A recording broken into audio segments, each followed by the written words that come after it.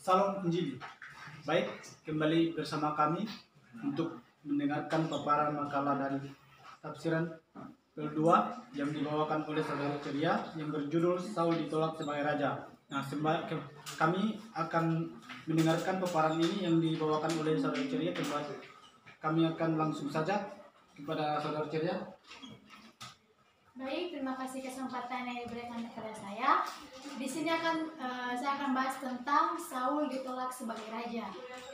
Ya, pada pasal ini menunjukkan bahwa Saul ditolak menjadi raja, yaitu Saul yang tidak taat kepada firman Tuhan, yang dimana Allah mengutus Samuel untuk memberitahukan kepada Saul untuk menumpas kalah orang Amalek. Tetapi Saul tidak mengindahkan perintah itu. Ia tidak menunjukkan kesetiaan kepada Tuhan, buktinya bahwa ia tidak membunuh Raja Agag, yaitu Raja orang Amalek. Dan dengan ketidaktaatan itu, Tuhan mengoyakkan jabatannya sebagai raja, artinya Saul telah menjadi raja Israel dan Tuhan menyesal karena ia menjadikan Saul sebagai raja atas orang Israel. Kita mulai dari tafsiran pasal ayat pertama, yaitu didahului kata-kata yang mengingatkan Saul menjadi raja karena Tuhan yang mengangkatnya menjadi raja. Nah, karena Tuhanlah yang memilih dia sebagai raja, yang merupakan alasannya mengapa Saul harus menaati Tuhan. Di ayat kedua, orang Amalek adalah keturunan Esau, merupakan musuh bebuyutan Israel.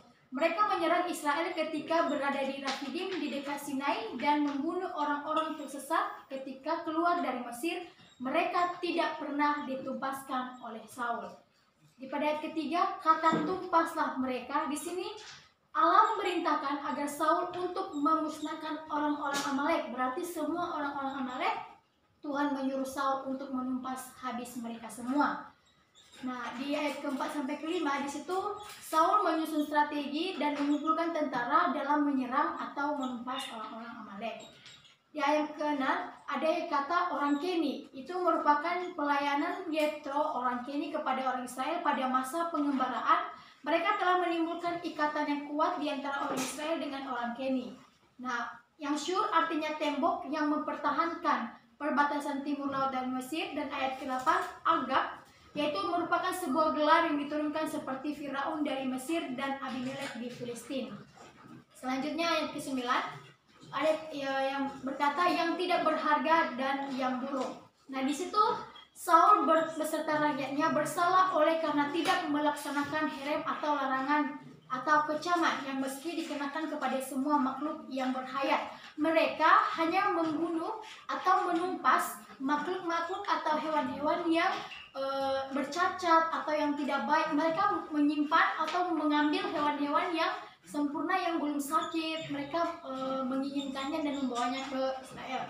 Selanjutnya ayat ke-11 kata aku menyesal, artinya ketika perubahan watak dan perilaku dari orang diperhatikan terhadap mereka, penyesalan ini jangan dipahami sebagai penyesalan Allah atas tindakannya, tetapi merupakan tanda bahwa dia berubah. Penyesalan ini menunjukkan kesedihan Allah atas tindakan Saul yang tidak taat terhadap perintah dari Tuhan.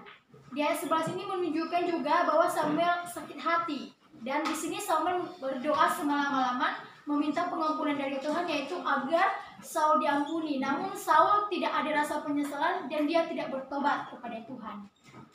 Di ayat ke-12 kalimat telah didirikannya baginya, maksudnya sebuah monumen untuk mengingat kemenangannya.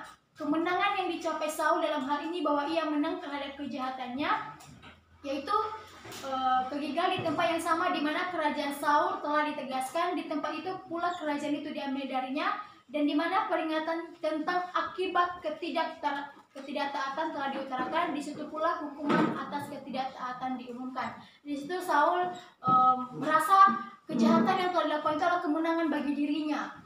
Dan yang selanjutnya ayat ke-15, jawab Samuel, rakyat menyelamatkan yang terbaik. Di sini Saul seperti Harun di Sinai dan Adam Hawa di Taman Eden, yaitu berusaha untuk mengalihkan tanggung jawab pribadinya kepada orang lain. Samuel kini sadar bahwa Saul bukan pemimpin tetapi alat dan budak bangsa itu, karena Saul hanya mendengarkan perkataan dari rakyatnya tapi tidak mendengarkan perkataan dari Tuhan. Ayat yang ke-17, walaupun engkau kecil pada pemandanganmu sendiri, Kata-kata ini adalah ucapan Saul sendiri tentang dirinya ketika Samuel pertama kali menceritakan rencana Allah untuk kerajaan yang dipimpin olehnya. Sebuah tradisi yang menarik di dalam ini mengatakan bahwa pengangkatan Saul tersebut merupakan upah atas keberanian suku Benyamin ketika menyeberang Laut Merah, yaitu ketika mereka berusaha untuk menyeberang dahulu. Di ayat yang ke-22 ada Samuel menjawab, yaitu tidak menolak korban pada umumnya, tetapi apa yang berkenan di hati Tuhan ialah ketaatan batiniah, bukannya upacara lahiriah mengadakan hal-hal upacara yang melawan Tuhan, berarti menyembah sesuatu yang lain dari Tuhan. Di sini Saul memiliki alasan bahwa dia mengambil hewan-hewan dari yang terbaik di daerah itu untuk memberikan korban kepada Tuhan. Namun di situ sebenarnya korban persembahan itu benar, dia mempersembahkan korban itu, tapi dia tidak mengindahkan perintah Tuhan yang dimana untuk menumpaskan semua makhluk hidup yang ada di daerah tersebut. Di ayat yang ke-23, pendurhakaan dan bertenung itu keduanya merupakan bentuk kemurtatan terhadap Allah yang menyangkal Allah dan mengakui adanya Allah lain yang bukan dari Allah Israel, yaitu Tuhan kita sendiri. Di ayat 24, aku telah berdosa, yaitu Saul tidak sungguh-sungguh dalam penyesalan dosa, telah mengaku dosanya. Dia masih berusaha untuk menyalahkan bangsa atau rakyatnya. Yang paling ditakuti oleh Saul itu bukan putus hubungannya dengan Tuhan, tapi ia takut jika hubungannya dengan Samuel akan terputus. Dan itu dia dapat berpikir dan menjadikannya bahwa dia akan ditelah menjadi raja atau tidak dijadikan raja ketika hubungannya putus dari Samuel. Selanjutnya, di ayat yang ke-32, dengan gembira Agag pergi kepadanya. Dengan sedikit perubahan, ada yang menerjemahkan Agag datang dalam belenggu, yang lain dengan perubahan yang masuk akal. Nah, di sini Samuel memanggil Agag, namun bukan untuk Agag merasa sukacita, tetapi ketika Agag sampai kepada Samuel, Samuel mencincang Agag dalam kata bahwa Samuel mencekik Agag. Selanjutnya di ayat 33 sampai 35 dikatakan bahwa Samuel tidak melihat Saul sampai hari matinya, dan Samuel dalam keadaan bersedih, dan dinyatakan dalam ayat 35 bahwa Tuhan menyesal, yang artinya bahwa Tuhan bersedih hati atas perbuatan Saul yang tidak menyenangkan hatinya.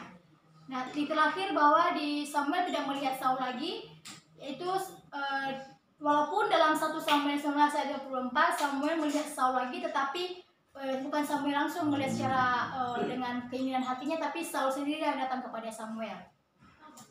Kesimpulan dari ayat ini adalah di dalam pasal ini mengharuskan kita sebagai seorang yang diangkat Allah harus sepenuhnya percaya kepada Allah dan tetap setia kepada perintahnya.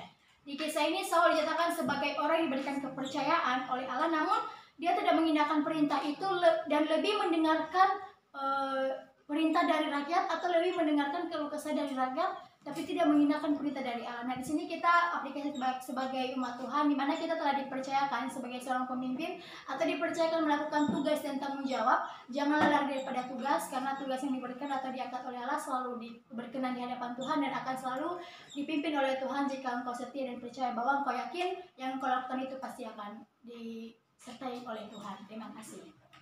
Baik, terima kasih kepada saudara Ceria yang telah memperkenalkan makalahnya. Ini sangat menarik sekali. Ketika Allah sendiri yang memilih Saul sebagai raja, tetapi banyak orang yang menolak agar Saul tidak menjadi raja. Nah, ini makalah ini sangat menarik sekali. Di situ banyak hal-hal yang dilakukan Saul itu kepada kesalahan-kesalahan di hadapan Allah. Nah, di situ banyak tindakan-tindakan yang dilakukan, tetapi ada juga dikatakan di situ bagaimana Samuel itu melakukan hal yang buruk di hadapan Tuhan, tetapi Samuel pun menyembeli korban untuk bakaran di hadapan Tuhan. Saul. Dalam di sini saya akan, jika ada tambahan dari saudara Peter, bagaimana pendapat saudara Peter jika Raja Saul ini ditolak? Kita lihat dari pasal yang ke-15 ini, kita melihat bahwa Saul itu telah diurapi oleh Tuhan, dan juga Saul itu telah diurapi menjadi raja. Ketika Saul ini ditolak oleh raja, dan orang-orang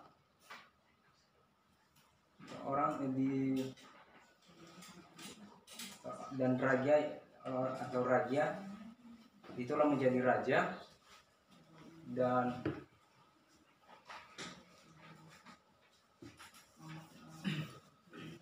mungkin Saul ini Ya, dia ditolak sebagai raja oleh Tuhan karena tidak melakukan perbuatan yang baik atau tidak mengindahkan perintah dari Allah. Ya, begitu maksudnya. Baik, terima kasih saudara Peter. Itu Allah itu memilih Saul itu sebagai menjadi raja itu karena Allah itu percaya bahwa Saul itu bisa mengalahkan dan bisa memimpin seluruh yang diperintahkan Tuhan. Nah, mulai pada hari ini kami mengucapkan terima kasih atas pemakaman pada siang hari ini. Kami mengucapkan terima kasih. Salam Injil.